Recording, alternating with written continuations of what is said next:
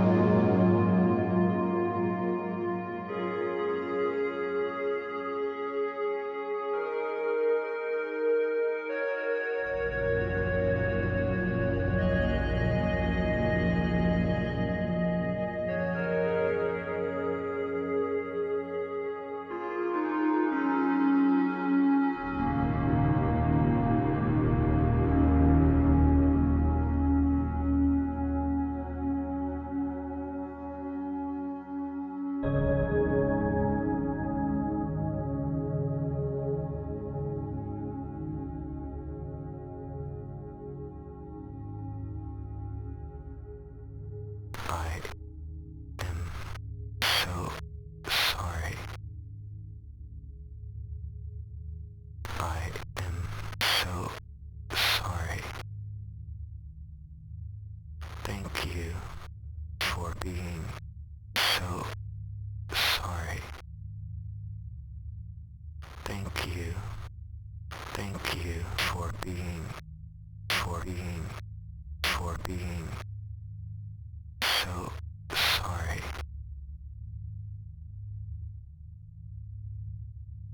Thank you. Thank you. Thank you.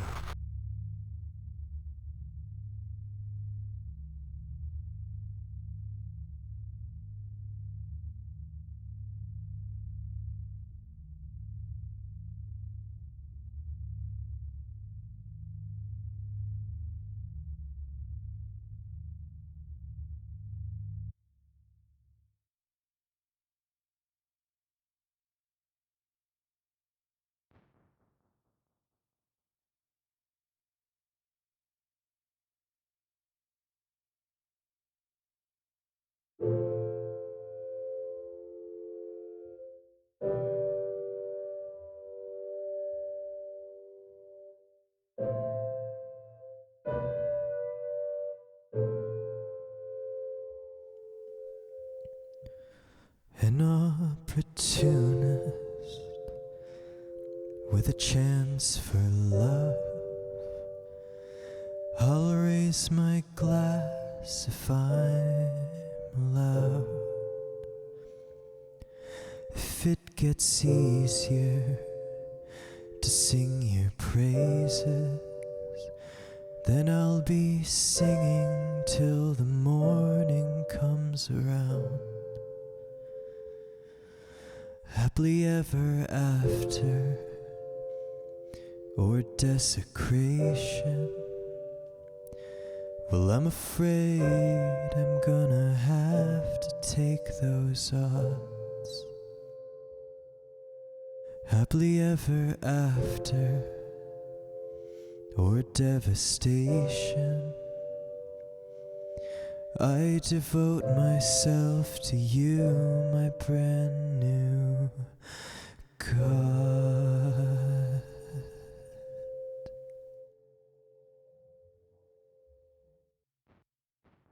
The song is called Inhale.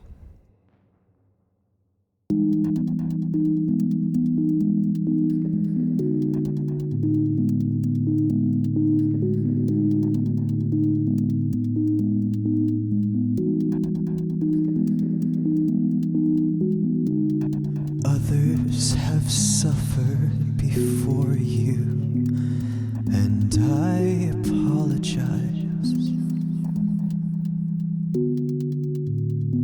But they were not like you.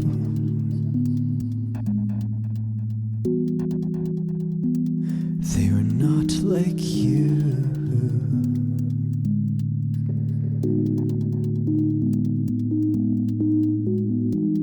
Cold heart in the evening.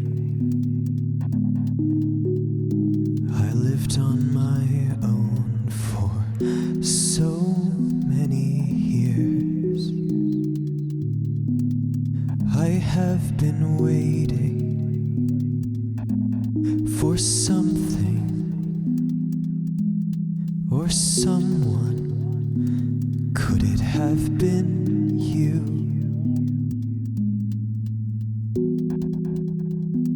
Could it have been you?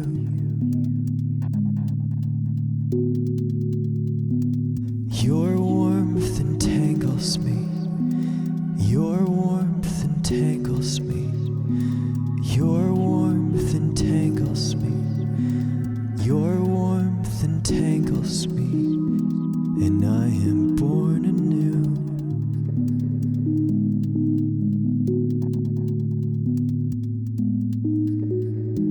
I worship the ground on which you stand.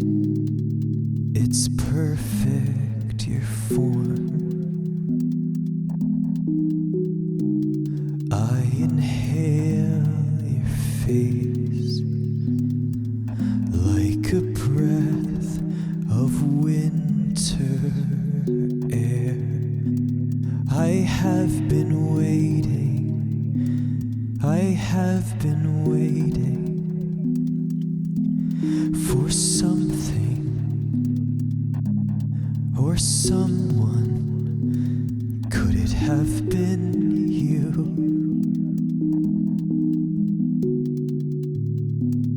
Could it have been you?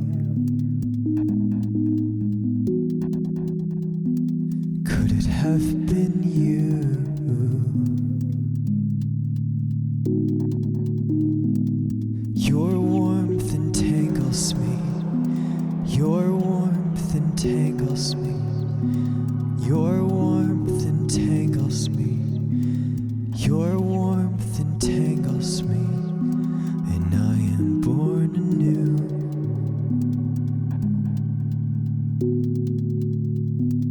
I inhale you. I inhale you. I inhale you.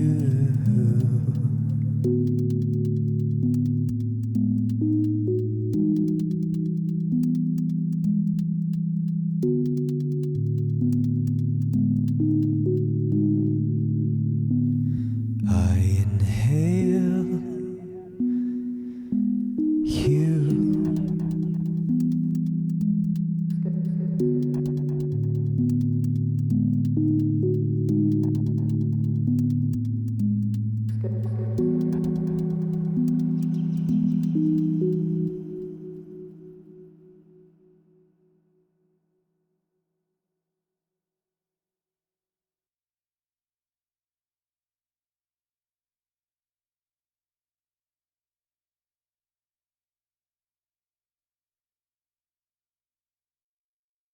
Okay. This song is called Let Love Destroy Me.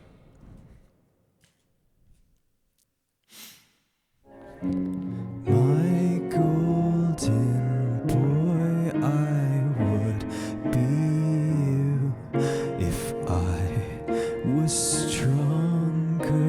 I need to know this body is a prison and I ache every day.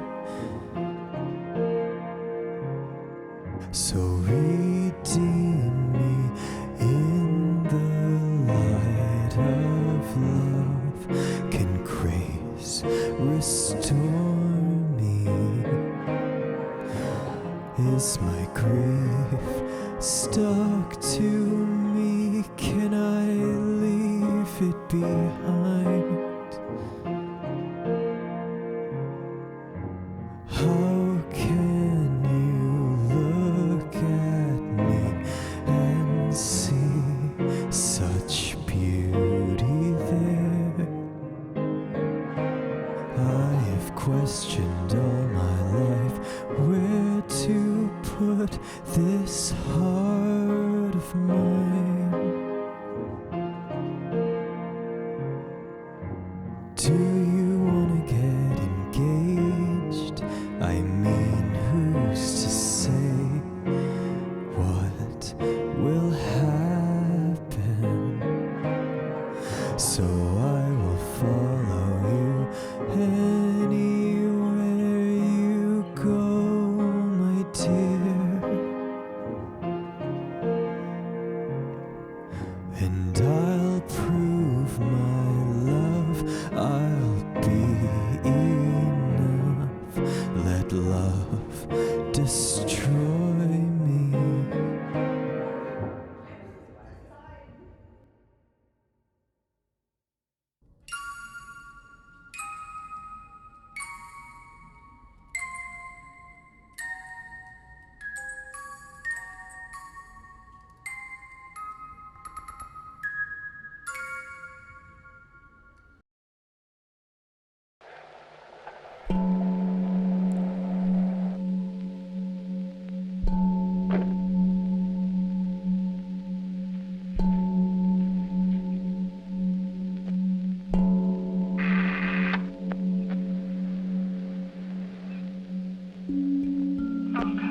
Not now.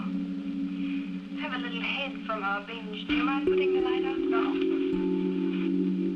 Georgie, we're going to go places together. I'm going to work hard for you and give you all the things you should have. Make you proud of me. I have everything I want. And I am proud of you. Very proud. You weren't afraid, were you? No. I'm never afraid when I'm with you. Then why should I be? By the way, have I told you lately that I adore you? Only 3 times in the last 10 minutes. That's enough.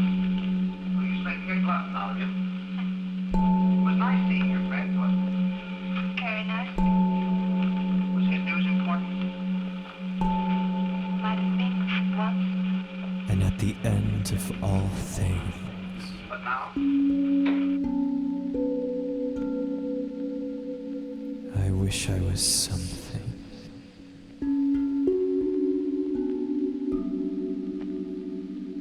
I see the way you love,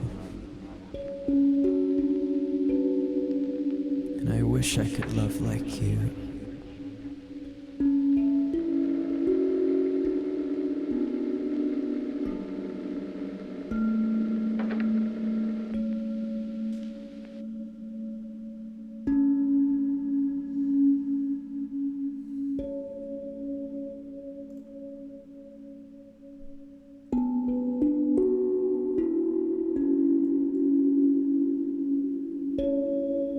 I have tried so desperately for my love to be earned, but it is never earned.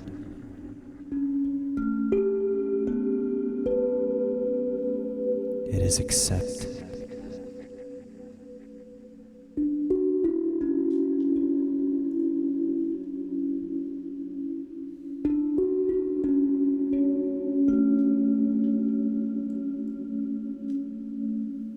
This hunger hurts, but it works.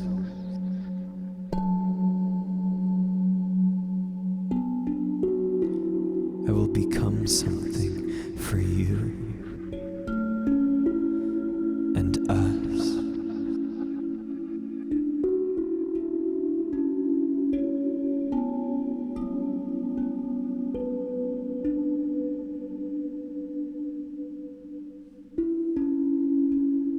I have spent my entire life yearning and daydreaming and wishing that you could understand me in any real way. So you could want me.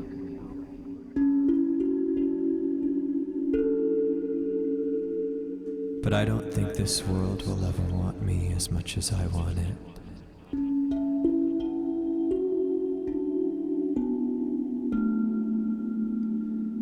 So I lay here in the dirt where I belong,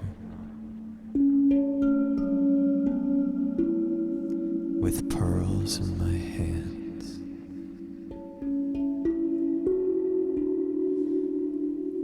And at the end of all things,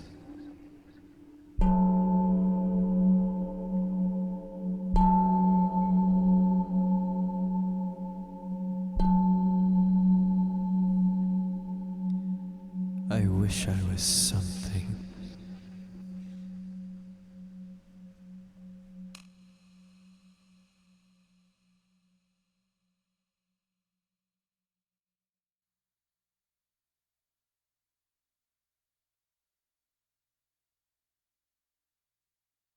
This song is a cover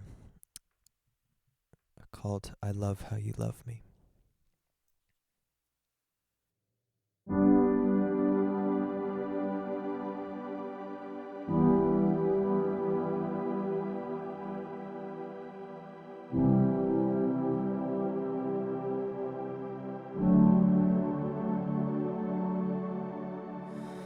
I love how your eyes close each time that you kiss me, and when I'm away from you, I love how you miss me. I love the way your touch is always heavenly, but darling, most of all, I love how you love me.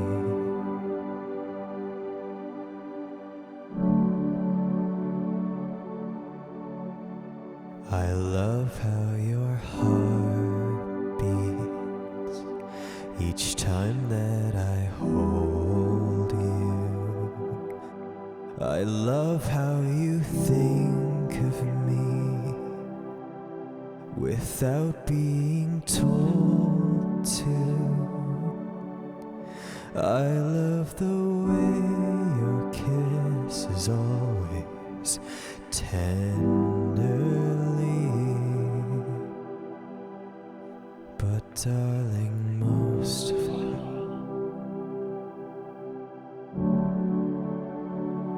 I love how you love me.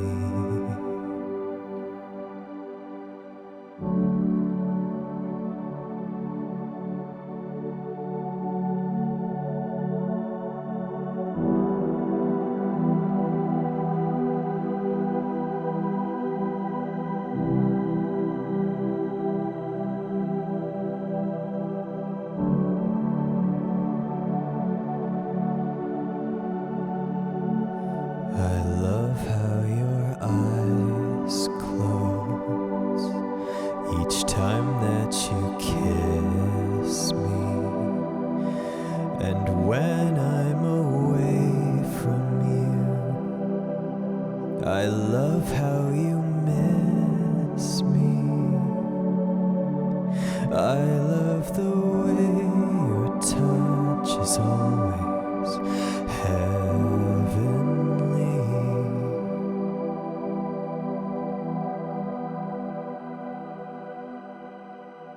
But darling, most of all, I love how you love me. Da da dee, da da da, da da da da da da, da da dee.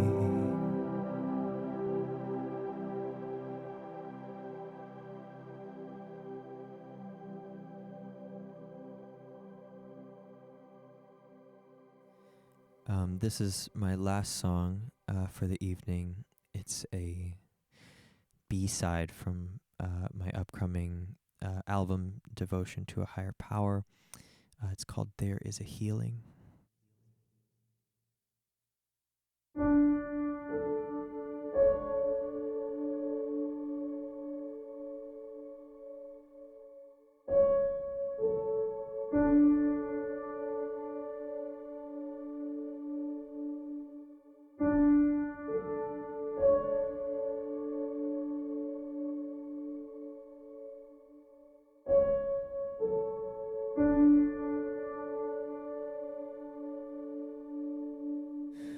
There is a healing,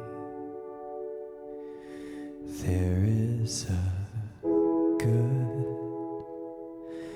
and there is a heaven in which you've stood, and there is a hell,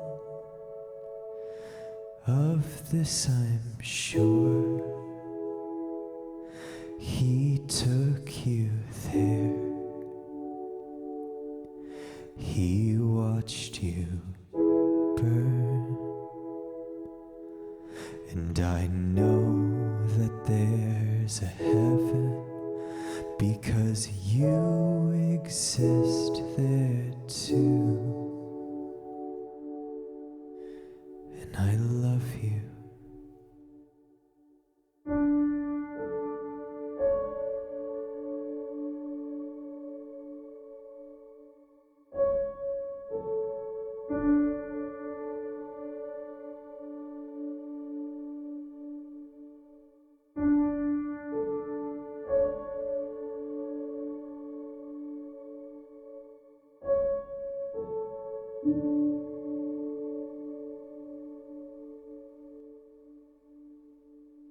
There is an aching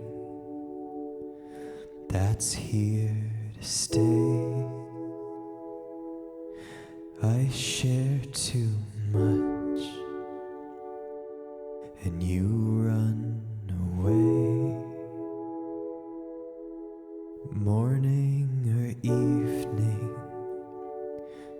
it's all the same.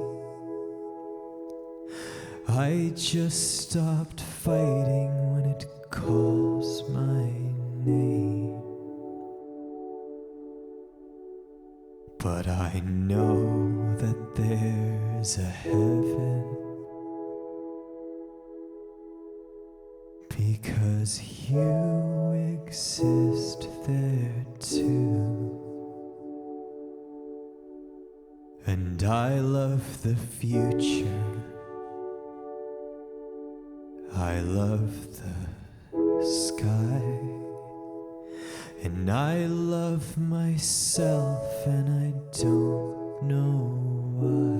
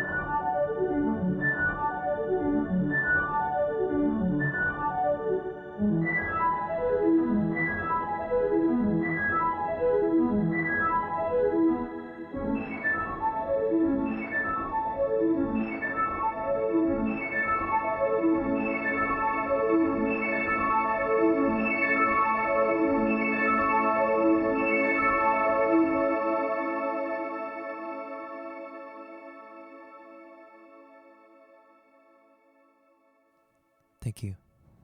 That's it for me. Welcome back, everyone, to the interview portion of Frostbite Live. Today, we are here with August, yours truly. First of all, I want to say thank you so much for coming by. If you want to start by introducing yourself, we would love to hear you. Oh, yeah. I'm August Yours Truly. My name is Taylor. I'm from Niagara Falls and recently moved to Toronto. I don't know. What else would you like to know? I'm generally quite open, so you can ask me invasive questions, anything you want. I got it. We love that. We love that. I will get more and more invasive as we go on. Excellent. Well, I'll start off. First of all, this was a one-of-a-kind set that we got. Your sound is nothing we've really ever heard before. I kind of want to talk to you about that and where you draw inspiration from, what you would classify your sound as. I think with this set here, I think it was a big shift for me because before I was into a lot of industrial stuff and my set was a lot more noisy. But I had this really awful show in Toronto in February of 2024. And that made me scrap everything I was doing and start from scratch. And then I translated more to like the softer, more singer-songwriter electronic type thing. I think part of it was because I started listening to so much Sufjan Stevens in last year as well. I'm really inspired by Shushu as one of the most, I think, formative bands for my music making experience, just because of how versatile they are when it comes to approaching different sounds that are both abrasive, beautiful, sad, joyous, euphoric, and all while maintaining this like challenging, creative energy. So I think that's kind of partly where I took things from. I was also listening to a lot of Vespertine as well, which I really liked, the soft, delicate, electronic, but also like it's like cold sounds and warm sentiments, which is something that I was tried to capture a bit in what I'm doing here and as well for the record that I'm releasing soon. That's awesome. What's the record name? The record is called Devotion to a Higher Power. It comes out on Valentine's Day, and it's last year I got engaged. I proposed to my girlfriend of 5 years, and so I wanted to create this project that was dedicated to love and exploring love in a sort of multifaceted way that didn't was me and my friend Cole, who has his band Typing Pool, and he helps me out on a lot of songs. None of the songs I played here today, but he plays guitar on some of the songs on the record. We would always joke that whenever musicians get married, they make their worst album right after. So, like with Tame Impala, because fucking The Slow Rush is his worst album. And anyways, so I had that, of course, on my mind when I was making this album, because I was thinking, like, I think the reason why that is because when musicians get married and they're inspired by their art and they're inspired by their partner, they want to talk about it, but they don't. They're too scared to approach it in a way that is challenging and is that represents as anything that's not perfect.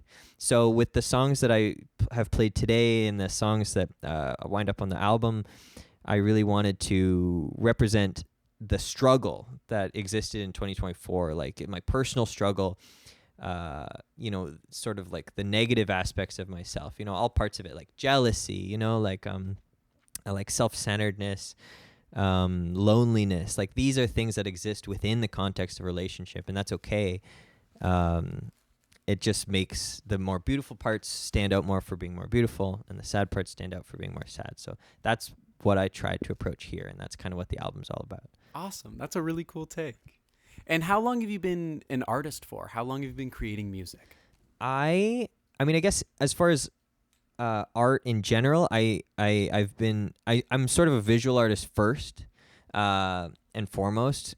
I went to university. I got a bachelor's in studio arts, and then I started making music during university. So I think you can kind of see that in my practice. Like even in my music, I think you can kind of tell that I come from a visual arts background rather than from a musically trained background, because I don't really play any instruments, certainly not well.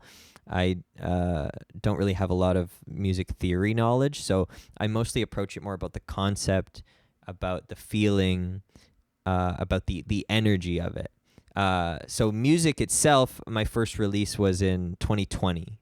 So that was my first album I released in 2020, and I've been releasing one just about every year since. So now this is my fifth. Awesome. With this one. That's awesome. Well, there was a few paths there that you mentioned. Was there a moment you knew, kind of sat down and realized you wanted to do music and pursue it and play shows? I knew I never felt like I wanted to pursue it, at least professionally, like in a way where it's like this is like my whole thing, because I feel like it's just so much harder to make it with music. So I always kind of approached it as like, this is the thing that I do because I love it and I don't expect anything more from it, to save myself the frustration, so that was the perspective I took with music, and I would just kind of work on my laptop, and I never thought about my music as being something that worked in a live setting, especially the kind of stuff I was making early on. Was more abrasive, noisy, very sound collage, sort of like post-industrial, very moody, sample-based. I sampled a lot from like older, like archive.org, like 50s stuff that was copyright-free. So I never thought of myself as something that would work well live, and I was too shy for it too at the time. But when I started getting involved with like Routine Exploits, the Niagara music label, they kind of coaxed me into starting to play shows. I started off by just doing like ambient things in between sets at other people's shows, and then eventually I did a few awkward shows of my own, and now I'm kind of at the point where I feel confident about my own abilities to, I don't know, do something. That's cool. That's really cool. Well, we have an impressive set list ahead of us. Ahead of us. So why don't we start talking about that? The first song that you played. Do you want to tell me about that? The first song is pretty new. It's like this, like I shortened it for this because it's normally about like 10 minutes. And it's like this ambient textured passage that I wanted to try because I'm not as musically trained. I I focused a lot on like lyrics and poetry and the story that's being told through words, and that's kind of been my focus on most of my albums. So I wanted to make this piece that was specifically for a live setting that didn't really have any of that. So trying to make an emotive piece without using any words, which up until like last year felt really, I don't know, challenging for me, I guess. And then, of course, it kind of bleeds into Happily Ever After, which is like this short interlude that starts the new album. It's kind of like this exploring the idea of like in a relationship, you have almost like these two paths. It's like it's either we're happily ever after or devastation, you know, like it's either this is going to go really well or it's going to end terribly. That's kind of what happens when you enter a union that way. I mean, obviously it's not that simple, but that was kind of the way I wanted to approach the beginning of it, and kind of in a cheeky kind of way, I guess. Touch on that, the duality of the album. I think it represents the duality well, getting Cool. into it. Yeah. That's really cool. And do you have any non-musical influences? Anything day to day that really influences you to create? I was thinking about it a lot last year because I felt really, last year was a good year, but I felt really sad for a lot of it. I felt like, I think I just feel like I need to tell my story. I need to tell people what's happening. I think I have this constant urge to be understood by others. And I feel like if I just keep talking and if I just keep explaining, then people will understand. And I think my music is an extension of that. I make a lot of music. I release a lot of music. And I think partly why that is because I feel such a strong sense of like urgency, like personally, that I just feel like whatever I'm feeling at any given moment, I have to write it down, I have to make it, and I have to put it out because it has to be released while I'm still feeling it. So I think that's probably like my main personal inspiration. Nice. That's really cool. And I noticed on your new album, we've been teasing some collabs and some cool people. I saw Maggot Pizza was one. Oh yeah. Or was that on the last album? EP that just came out in November, Maggot Pizza was on there. I was working a lot with like the different Niagara people that I've been friends with and hanging out with. Matt Yu of Sunshine Express as well was on the EP and as well in the album. Just today, like I released a new single that is a collaboration with Matthew and as well my friend Cole that I mentioned earlier.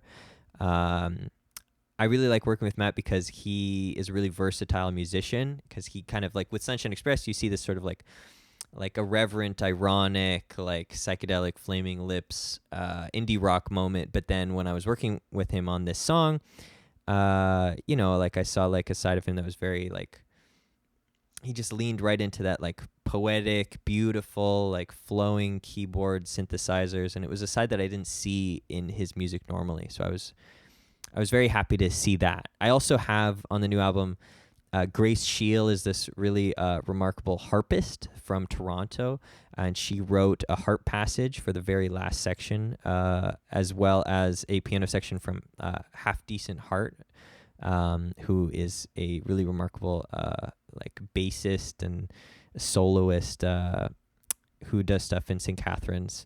I've played a lot of bills with him, and his set is really awesome. Cool. That's really cool. Now, on the note of collabs, do you have, dead or alive, a dream collaboration? Like with celebrities, like with Celebrities, anyone? it could be anyone. Christ. I feel like I'm too nervous to even suggest like a established musician, but I mean, okay. I mean, I'd probably say something like Shoo Shoo because they are so awesome. I've seen them twice in Toronto. Their live set is always amazing. They can do so many different things. They're very passionate. They engage with their fan base. They sell their own merch at their shows, so you can go and say hi. And I just feel like if they ever wanted to collab in any way, it would be perfect. It'd be awesome. And with dream collabs come dream shows and dream venues. Where is your dream venue? I think my dream venue is when Lingua Ignota came to Toronto. She played at this It's the same place Mitski played as well last year. It's this church. I forget the church name. Oh God. A church. Fuck. What is it? I want to Google it because I want to actually be right. I want to say it's like Trinity St. Bellwoods, but I don't want to fuck that up. It's such a beautiful venue. Well, whatever. But you can look it up. Whatever Mitski played at on her show in Toronto last year, that's the venue I want because it's like, it's stunning. Like I think church influenced me a lot because I was raised Pentecostal Christian, and I kind of walked away from that as a teenager. But it, that stuff stays with you, and there's something about the church setting that is very powerful. The acoustics of it, the music, and yeah, to be able to play in a church would be so cool. Like a Catholic, like it wasn't Catholic, but Catholic have cooler churches. Some shit like that would be so cool. Amazing. Yeah. That is really cool. I do love the acoustics of a good church. Mm-hmm. Now, if you could take one song ever, any song written, and completely phase it out of existence and rewrite it as your own, which song would you choose? And would you do anything different about it? Like if I could steal someone's song, like a you song I really steal love. It. You can pretend like it never got released, and then write it for yourself. Claim it. Steal a song. I don't know. I don't know if I could do that. I feel like when I listen to a song and I feel like this is sort of off topic, but when I listen to a song and I feel so connected to it, like I feel like there's like the levels of like expert songwriting where if it's like good, you relate to it. And if it's really great, you like feel their story. Like it's like their story. It's not mine. When I listen to Sinner Get Ready by Lingua Ignota, it's an amazing album that I don't relate to. It's her story. And that, I think, is the mark of like an amazing storyteller. So I don't know. I don't think I could. Any songs that I hold that dear to me, I feel like it's theirs. Maybe I could take a song I really hate and change it. Like, I don't know, like. But then I hate it, so I don't want it. I don't know. Maybe Dance Monkey or something. That's a good one. Do something with Dance Monkey. Yeah. Well, what if you could take one word to describe yourself as an artist or as a person? What would you use? One word.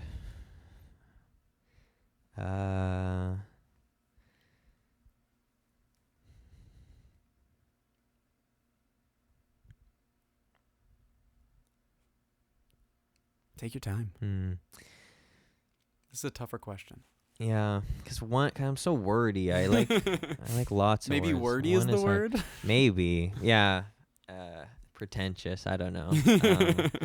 I always, when I on like socials or whatever in my bio, I usually just say the way I mark it is usually it says lovingly haunted, and so that's 2 words. But you can take 2. That's the way I like to think of it. That's the way my musical project is, and I guess some of how I just feel like I experience the world. Like there's like a little something there, but there's there's love and there's beauty and there's light and there's like a sense of optimism underneath all the ghouls.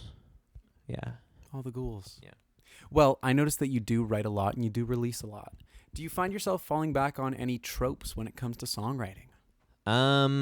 Yes. I think this record I tried to break out more and do some more like singing in a sort of different style, but I think definitely I had a lot of like kind of like atonal beat with it, not really a sense of melody, and then like the spoken word passages. I think, I don't know how to explain it exactly, but I feel like the verbiage of how I speak on a lot of records, like the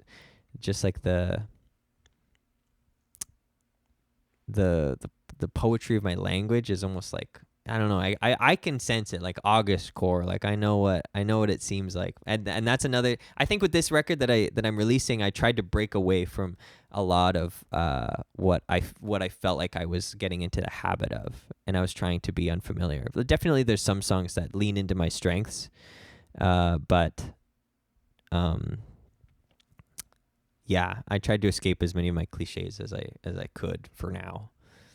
There you go. Yeah. What do you want people to think when they see you live? I want them to think, oh, that was interesting. Like, I don't know. I think I just want them to connect with me in some way. Like, I don't know. I think that what I love about performing live is that you're creating a space and other people are in it and they're experiencing it live and it's focused. Because when I listen to music, I like listen very actively. Like like I'm focusing on what's happening. Like I'm active listening to the music. Like, and not everyone, I don't think most people engage with music that way. And so live is exciting because you're kind of it's the main focus. What's being played is present. It's what's happening and everyone's paying attention. It's like we're all connecting. We're all listening to the same thing. We maybe aren't feeling all the same things, but we're feeling something. So I that's what I really hope that people get out of watching my set, is that they feel connected in some way. Like maybe if they're working through difficult things, maybe they don't feel as alone, or they have some personal revelation about themselves. I don't know. That'd be awesome. That would be pretty cool. Yeah. And speaking of live shows, what's next for you? I'm in the process of trying to figure out a short mini Niagara tour for the new album.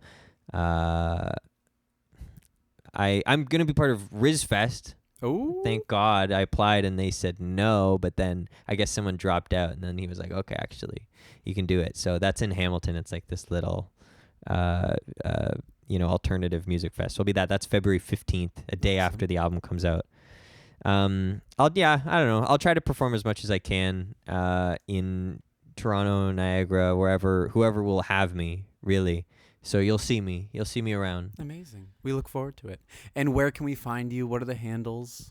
On Instagram, it's Postcards from August with a period in between the words. That's really the main one. That's where I'm most active. And then on Bandcamp, I would say the two most important ones are Instagram and Bandcamp. Actually, I do have a YouTube channel, August Yours Truly, where I post like short films. I do like video short film stuff that I post that I don't think as many people are maybe as interested in, but I think is a lot of fun. So you can check that out as well on all streaming services and all that jazz. Amazing. Yeah. Will Yeah. do. And any last words?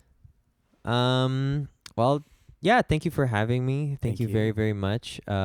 It was a pleasure. I hope you liked it. We and did. Yours forever, August. Amazing. Well, thank you so much. I want to thank you again, formally from Frostbite, from ourselves. Thank you for performing for us, for coming in and spending some time with us. It was a pleasure to have you. Thank you. Thank you.